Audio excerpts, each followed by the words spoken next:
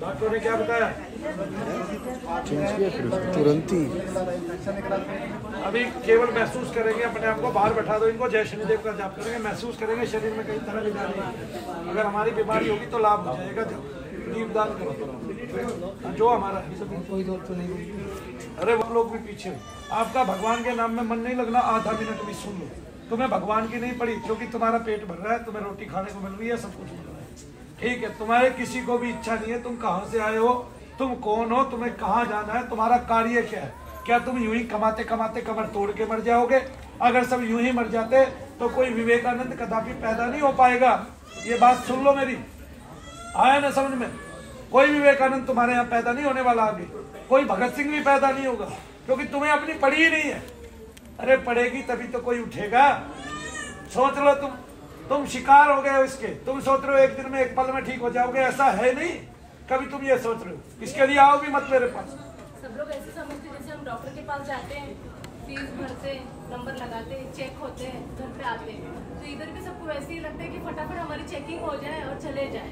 लेकिन इसे टाइम लगने कोई समझ ही नहीं पाता है। डॉक्टर जैसे प्रोसेस करते हैं ना, जैसे हम फीस भरते हैं डॉक्टर के पास, वैसे इधर लगता है कि प्रोसेस है करके। लेकिन ये प्रोसेस नहीं है, ये तो वैज्ञानिक विधि है, और वैज्ञानिक से भी ऊपर विधि है। ये परावैज्ञानिक विधि है, ये पराविज्ञान है। ये धीरे से ठीक होने वाला नहीं होता, ठीक। एक रावण को एक दिन में नहीं मार दिया भगवान ने, एक अर्जुन से एक दिन में नहीं अक्षौहिणी सेना निपटी गई। ये बात सोचो, ठीक है। राक्षसों का अंत ऐसे नहीं होता है, वो भी पलते हैं, फूलते हैं, आया समझ में? और ये जितने भी राक्षस आज तक धरती पे उत्पन्न हुए हैं, ये श्राप के कारण उत्पन्न हुए हैं, और वही श्राप तुम्हें लगे हुए हैं तुम्हारे अंदर, इसलिए राक्षस घुस गया। इसलिए तुम भी राक्षस ना बन जाओ, इसके लिए बचो मनु भैया की, क्योंकि तुम राक्षस बनने वाले हो मर के, जैसे तुम्हारे पितृ बन गए। ज्यादा खुश मत हो, तुम्हारी ज्यादा छाती चौड़ी नहीं है अभी। मैं जानता हूं तुम्हारे पीछे जो पापी लोग हैं, जो प्रेत रूप में है, वो तुम्हारे अपने घर के हैं। इसका मतलब उन्होंने कुछ अच्छा नहीं किया था। बोलता नहीं हूं तो क्या है, तभी तो वो प्रेत योनि में आके तुम्हें ही धता बता रहे हैं, और उनके श्राप तुम्हें लगे हुए हैं। तुम उस योनि में ना आ जाओ, मैं इसलिए चिंतित हूं। इसलिए रुको, ठहरो भाई, एक दिन का काम ही नहीं है, जिंदगियां लग जाती है इसमें पूरी की पूरी। एक दिन में कुछ नहीं होने वाला। ये प्रेत है भाई, अगर सबसे निकल जाए तो 20-20 साल जाने की बालाजी में जरूरत ना पड़े, 20-20 साल दरगाहों पे धक्के खाने की जरूरत ना पड़े, ठीक है। एक ही कह के कि जिन्नात है, किनके निकल रहे हैं ये बता दो मुझे। पूरे भारतवर्ष में सब यूं ही खेलते रहते हैं, सारी जिंदगी चली जाती है महिलाओं को खेलते खेलते। 20-20 साल की हाजिरियां तोड़ी है मैंने। 20 साल की हाजिरी किसको कहते हैं कि 20 साल से हाजिरी ले रही है महिला है? उस बहन का शरीर घूम रहा है 20 साल से, ठीक है। माता बन रही है, था प्रेत, पति भी पैर पकड़ रहा है, कोई माला पर आ रहा है, कोई कुछ कर रहा है, कोई कुछ कर रहा है, घर में लोगों का इलाज कर रही है, शरीर में अपने में प्रेत है। दूसरों का इलाज कैसे कर पाओगे? संभव ही नहीं है, असंभव ही असंभव है। नहीं, फिर तुम नहीं ठहरते, फिर तुम नहीं मानते, तब बड़ा गुस्सा आता है, अंदर से क्रोध आता है। आए भी क्यों ना, आए भी क्यों ना, क्योंकि तुम्हारी चिंता है मुझे भाई। क्रोध आए क्यों नहीं, आए क्यों नहीं? उस क्रोध में मैं हिंसक नहीं बन गया हूं, तुम्हें लठ मार के नहीं भगा रहा हूं, तुम्हें प्रेम ही कर रहा हूं, 3 टाइम की चाय पिला रहा हूं, बैठो मेरे साथ चाय पियो भाई, ठीक है।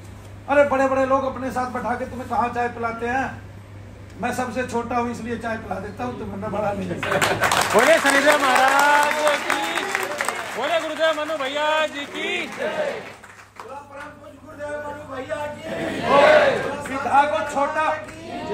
पिता को छोटा मत समझो।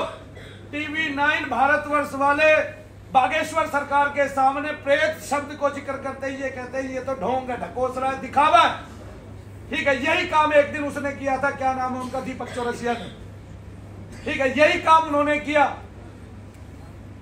कि ये तो क्या है, अंधविश्वास है। जब जिस दिन मनु भैया के सामने करेंगे ना ये बात, उस दिन पैर के नीचे से जमीन खिसका दूंगा सारी दुनिया की। जिस दिन कोई भी चैनल वाला आ गया ये कह के, और एक बात, किसी भी दिन आ जाए, किसी भी दिन जमीन नहीं मिलेगी उनको, ढूंढने के लिए प्रेत नहीं होते। मैं साबित कर दूंगा, और उनमें से एक भी नकार के दिखा दियो प्रेत नहीं होता।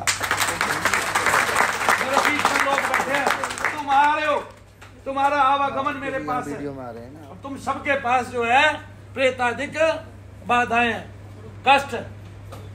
आगे ना हमारा समाज गिरता जा रहा है, किसी को तो साबित करना पड़ेगा कि हमारे जितने भी उपादान है सब ठीक है, स्वस्थ है। सनातन धर्म की जितनी रीतियां हैं प्रेत निकालने की सब स्वस्थ है। भगवान के नाम से उसकी रीति है प्रेत निकालने की, हम भगवान के नाम से निकाल रहे हैं। हम अपराध नहीं कर रहे हैं यहाँ बैठ के, हम चिकित्सा जगत को ऐसे धता नहीं बता रहे हैं। आगे ना हम निर्मूलन नहीं चाहते, लेकिन हमारी अंधश्रद्धा भगवान पे, हम जानते हैं शरीर के अंदर प्रेत होता है। ए जीव भूतो, मान जाओ इस बात को, वरना लोग तो भूत को ही नकार रहे हैं। मूर्ख प्राणी, मूर्ख महात्मा, मूर्ख वैज्ञानिक तक, मूर्ख लोग, मूर्ख संसार ये कह रहा है कि भूत नहीं होते हैं। उन कथों को कोई ये बताए तुम्हें ही भगवान भूत कह के बुलाते हैं, तो तुम क्या निकृष्ट और भी पशु योनि में हो क्या, जो तुम्हें जीव भूत ना बुलाया जाए। जीवात्मा तुम्हारे अंदर मर गई है, तुम्हारे अंदर पहली बार भारत के नागरिकों की, सनातन धर्मियों की जीवात्मा मर गई है। क्यों मर गई है? जिस जीवात्मा का कभी वध नहीं हो सकता उसकी अब मर गई है, क्योंकि उसने इसको खेल समझ लिया है। उसने प्रेत शब्द को झूठा मान लिया है, उसने अपनी ही रीतियों को बाह्य आडंबर मान लिया, ढोंग ढकोसला मान लिया, विश्वास मान लिया। इसलिए कहां डूब के मरोगे? तुम मर चुके हो, तुम्हारी तो आत्मा ही मर चुकी है।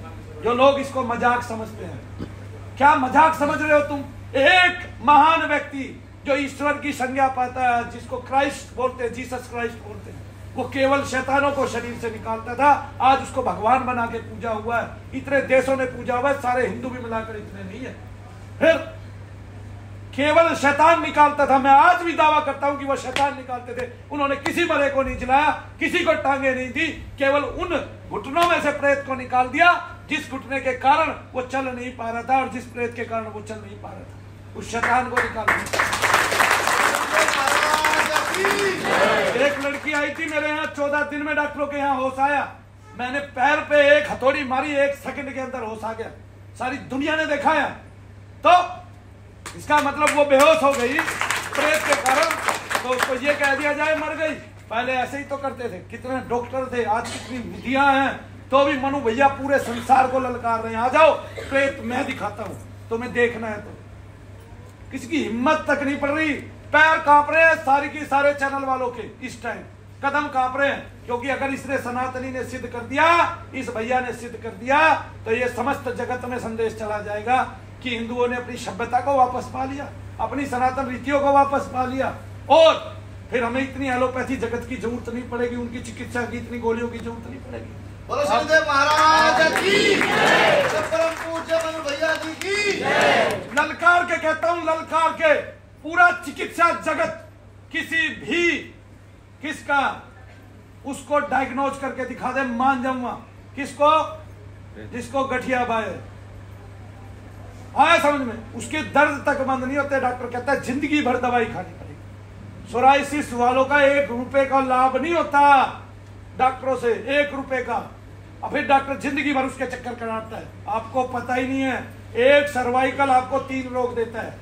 सर्वाइकल जहां होता है आप कहते हैं दर्द है दर्द है, डॉक्टर की दवाई खाने के बाद भी दर्द नहीं जा रहा, तब उस डॉक्टर उसको माइग्रेन कह देता है, और फिर तब भी नहीं जाता, तब डॉक्टर उसको डिप्रेशन बोलता है। ठीक कोई सा भी रोग नहीं होता इनमें से, उससे आप डायग्नोज ही नहीं हो रहे, और जितनी दवाई आप खाते जाते हो उतना नींद में जाते जाते हो, आपका शरीर इतना शिथिल हो जाता है, आपको परवाह नहीं रहती क्या करने आए हो आप संसार में, ये पता ही नहीं रहता। इसलिए जिसको आप भगवान मान रहे हैं वो तो भगवान का उल्टा अपराधी है, जो इस जीव भूत को शरीर मिला है। किस लिए इस जीव को जो ये भूत तत्व मिला है, किस लिए मिला है? कि भगवान की भक्ति इसमें रह के हम कर लें, अपने आप को वापस वहीं समेट ले जाए जिस आकाश मार्ग से हम आए थे, उस आकाश की फिर से स्थापना हो, उस चिदाकाश में वापस पहुंचे।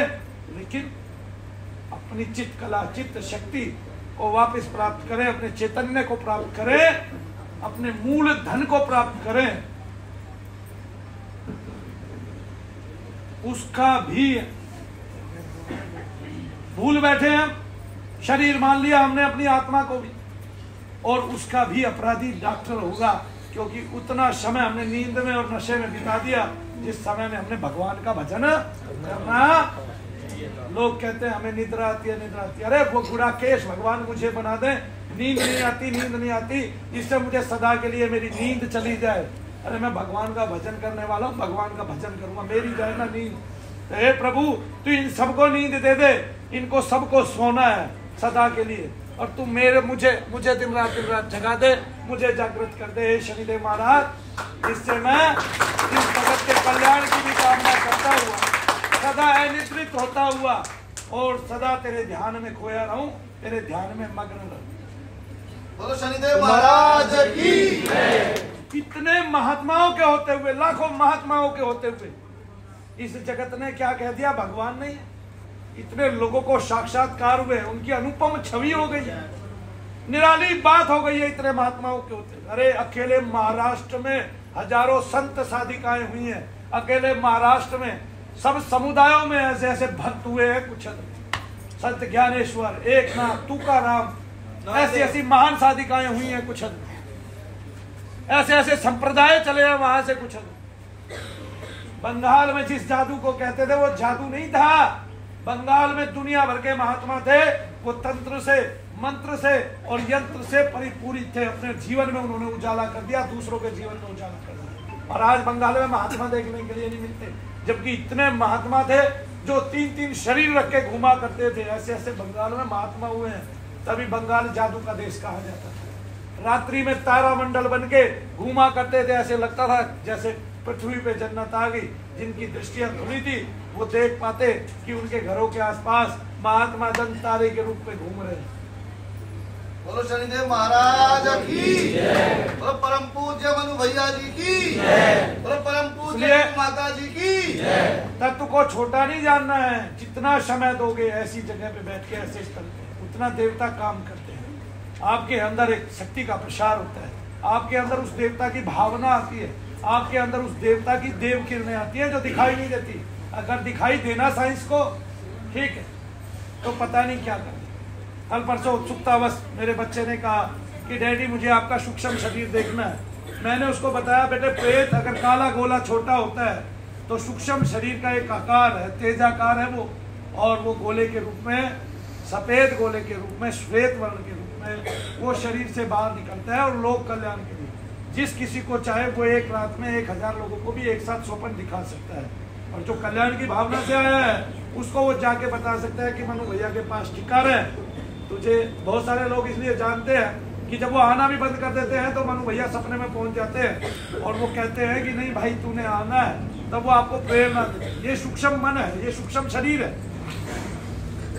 ठीक है। तब वो उसको करके दिखाया। हमारे बच्चे उत्सुकता बस पूछेंगे हमें करके दिखाओ, तो मनु भैया है ना, तुम कभी घबराना मत, क्योंकि तुम्हारे पास अकेले ऐसे मनु भैया हैं जो करके दिखा। मैं किसी भी संत समाज और भक्त की तरह डर कर नहीं कहूंगा। मैं दुनिया के सब महात्माओं में इसलिए विलक्षण हूं क्योंकि मैंने वो विधा चुनी है जिससे महात्मा लोग भी डरते हैं, ज्ञानी जन गुणी जन भी डरते हैं। क्योंकि प्रेत आते ही पहले आपके मुंह पे गाली देता है और कहता है तुझसे मेरा कुछ नहीं बिगड़ेगा और कुछ नहीं होने वाला, तू कितना ही प्रयत्न कर ले। वो यही कहता रहता है हर बार। लेकिन मनु भैया कल आ जाते हैं, एक दिन वो निरस्त होता हुआ है, ढलता हुआ। तो हमने तो सोचा हुआ है कि हमने युद्ध करना है बस किसी भी तरह। उस युद्ध में कदापि न कदापि हमारी विजय होगी ही। हम सब युद्ध कर रहे हैं। एक युद्ध है हमारा उस मानव और जीव के विरुद्ध जो लड़ता है, जो हम जीव भूतों के विरुद्ध जो लड़ रहा है हमारे शरीरों में प्रविष्ट होकर, जो नकारात्मक ऊर्जा, जो कुपित वायु, जो हमें श्राप लगे हुए हैं, जो देव दोष है हम पर, जो ऋण है हम पर पितरों के, प्रेतों के, वो प्रेत ऋण और उस पितृ ऋण को, उस पितृ दोष और प्रेत दोष को, इसके अलावा नजर दोष को निकालने का हम प्रयत्न कर रहे हैं। और वो इतना छोटा काम नहीं है, वो बहुत महत्व काम है। एक लड़की अमेरिका से जॉब छोड़ के आती है 8 लाख रुपए महीने की, वो इसलिए आती है क्योंकि उसको प्रेत दोष लगा हुआ है और उसको कटना होगा, वरना तो दुनिया उसको बावली समझती रहेगी। कष्ट जिसका पड़ता है वही जानता है। और अगर वो डॉक्टर से इलाज कराता है, कुछ नहीं जाता डॉक्टर के पास, आपको पता है इस बात का। आप लोगों में से किन किनों ने डॉक्टरों से अपना वो करवाया, इलाज करवाया? हाथ उठाए जरा, इन्होंने डॉक्टरों से इलाज करवाया। अब आप हाथ उठाकर एक बार जोर से बोल के ये बता दो, आपके दर्द वापिस और बढ़े हैं कि नहीं बढ़े हैं? बोलो जोर से। और इन सब लोगों ने जितने मेरे पास बैठे हैं, कम से कम 2 से 3 करोड़ रुपए डॉक्टरों के लगा दिया। इनमें से 20 लाख रुपया डॉक्टरों को देने वाला हाथ उठाए। जितना दवा खाया उतना दर्द बढ़ी मेरी, और अभी एकदम खत्म हो गई मेरी दर्द। जय सचिदेव। परम पूज्य गुरुदेव मनु भैया की, थोड़ा साचे दरबार की, थोड़ा सच की है। बढ़िया मिल गए। क्या होता है तुझे?